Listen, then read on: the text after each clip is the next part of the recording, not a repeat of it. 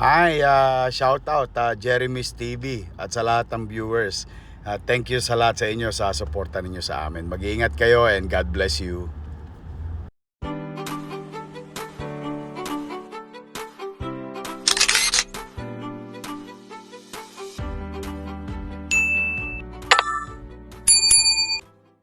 Bakit hindi pwede sa anak at apo ninyo? Pwede po. Pwede. Ginawa nyo na po sa akin. Kaya huwag kayong mag-alala. Pakakagalingan natin para next time, apo at anak nyo, pwede rin maging leader, hindi lang ng distrito natin, kahit ng buong Pilipinas. Okay. Sino sa inyo ang nakaranas na humingi ng tulong sa konsehal at ang sabi, balikan mo na lang. Tama ba? Mukhang marami nakaka-relate At pagbalik mo, ang sasabihin sa'yo, wala pang pondo. Bumalik ka na lang. Sa ikatlong pagbalik mo, sasabihin sa'yo, wala si konsehal. Bumalik ka na lang. Sinuwerte ka ng konti. Pagbalik mo, binigyan ka lang. 100. Pamadyak lang. Olat ka pa. Tama ba?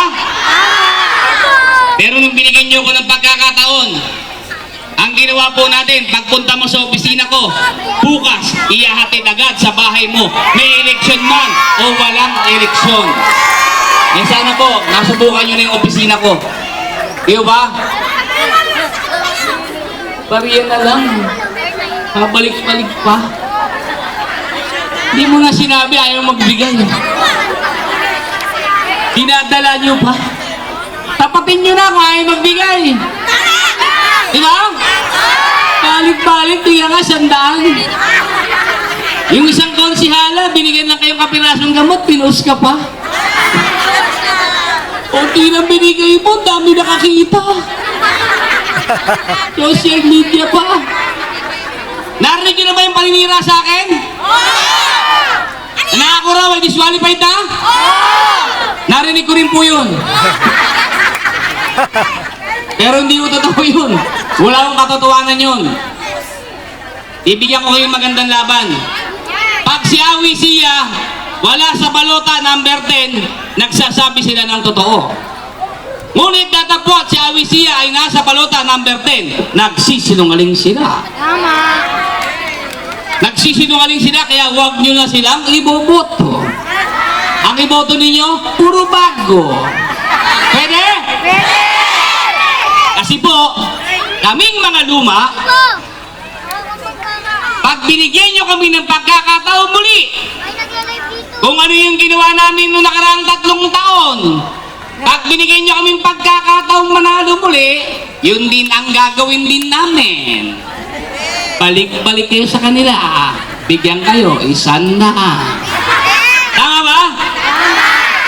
Para matapos yan, bumoto tayo bago. Your Miss Choice. Pwede? Pag sila lang sila, digada na yan, maniwala kayo. Wala nang pagkakataon yung anak at apo ninyo na maging leader. Bakit? Sila-sila na lang. Tayo, wala na.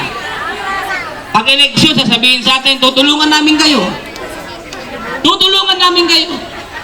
Paano mo kami tutulungan kung di mo alam kung problemang meron kami? Tama ba? Tama. Alam ba nila habang kumakain tayo, nag-iisip tayo kung sinong Bombay maharang natin bukas para may pangkain tayo ulit? Hindi nila alam yun. Ang alam lang nila, naya ng ulam. Tama mo ba? Eh, katotohanan yun eh. Tutulungan mo kami, di mo alam kung anong problemang meron kami. Wow Hinabi na rin ng tatay mo nakaraan yan. Hindi ginawa eh.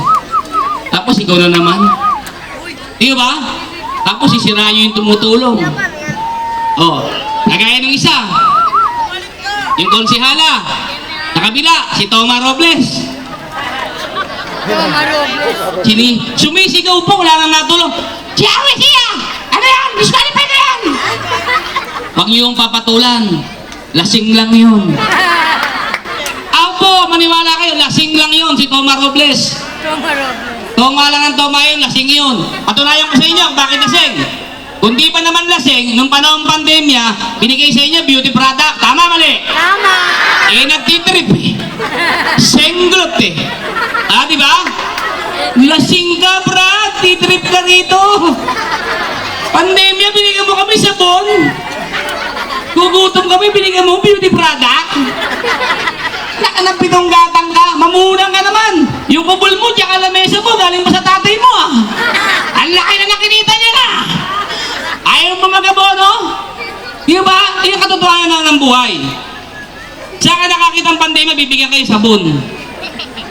Oh. Okay. Kamusta naman yung lupa nyo rito? Kamusta naman po? Yung mga na-award na karan. Yeah? Tama ba dito yun? Sa likod may na-award? Dito? Na-award? Meron. In-award nyo lang yan. Inangkin nyo na. Isko Moreno bumili niyan eh. Panahon pa ni Isko Moreno nabili yan. Di naman panahon ninyo. Inabot lang ng award sa inyo. Tapat at totoo. Kayo lang nag-award, hindi naman kayo napagod yan, hindi naman yung pinirmahan yung pagbabayaran yan. Si panahon ni Isko Moreno ang nagbayad po ng lupa na yan para mapunta sa taong bayan. Hindi yung tapat at totoong sinungaling. Inangkin nyo na, hindi naman kayo nagpagawa. Hindi naman kayo ang bumili. Pera ng taong bayan ang pinambili dyan. Pero sa pamamagitan ni Isko Moreno, hindi yung tapat at totoo na sinungaling. O taas naman ang kamay dito, ang nagbabayad ng tax. Ayan na, konti lang. Pagbayaran, ayaw nyo eh. Kung ayuda yan, ayik yan, tupad yan, taas kamay eh. Salamat sa mga tumaas ang kamay na alam nila sila yung nagbabayad ng tax.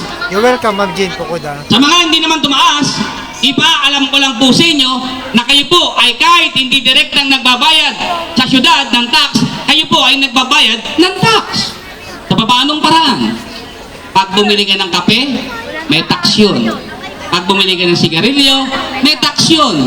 Pag nag-grocery ka, may tax yun. Pag pumunta ka ng 7-Eleven, may tax yun.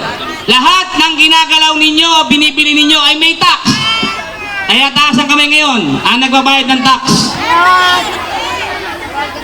Tama. Lahat po tayo yung nagbabayad ng tax. Alam niyo kung bakit ko tinatanong yan? Para alam ninyo yung karapatan na meron kayo. Karapatan ninyo kung ano man ang naitutulong ng gobyerno sa inyo kahit no sinong politiko. Dahil lahat po kami mga politiko, ang ginagamit naming pera ay pera ninyo, galing sa tax ninyo. Kaya kahit pag binigyan ka ng AIX, tupad, akap, kahit tabi, pag binigyan kayo, wala kayong utang na loob sa kahit kaninong politiko dahil pera po ninyo yan. Tama ba? Kinakaltasan nyo pa nga eh. Yung 2,000 nagiging 1,500 pa eh. Shout out po sa inyo. Thank you very much. Tapos susumi, utang alam pa kami sa inyo. 5,000 nga dapat yun. Tama. Tinira yung Salamat tinira. po sa suporta. Di ba? Wala ko kayong utang na loob sa kahit kaninong politiko. Kahit po sa amin, kaming elected, kami po, yung sweldo na nakukuha namin ay nanggagaling din po sa sa pera ng taong bayan sa tax po ninyo. Kaya pagka kayo, sinungitan kayo ng mga staff, sampalin nyo ng katotohanan na kami ay paswelduan nyo lang. Kaya wala kayong utang na loob sa kahit kaninong politiko. Kulang pa nga yan eh. Kulang pa yung binibigay sa inyo. Pag di ka trip, Ay! negative ka. Hindi ka kasali. Di ka kasali. Pera ka. Di ba? Tama. Kala mo, pera nila. Hindi naman nila pera. Pera ng taong bayan yun. Di ba? Kaya pumili kayo ng tamang leader.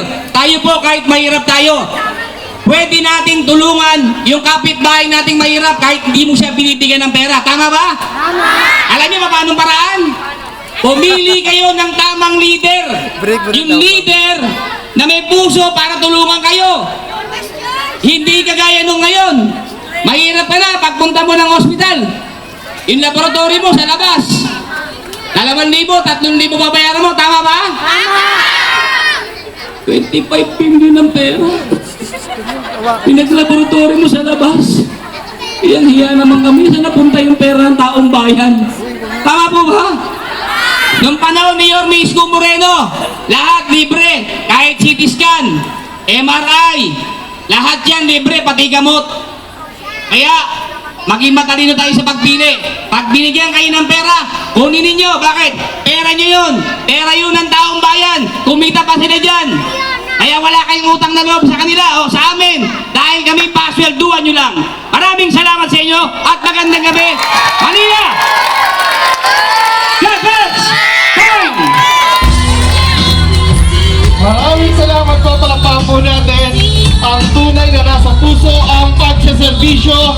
Number 10 sa balota, Konsyal Awi Sia!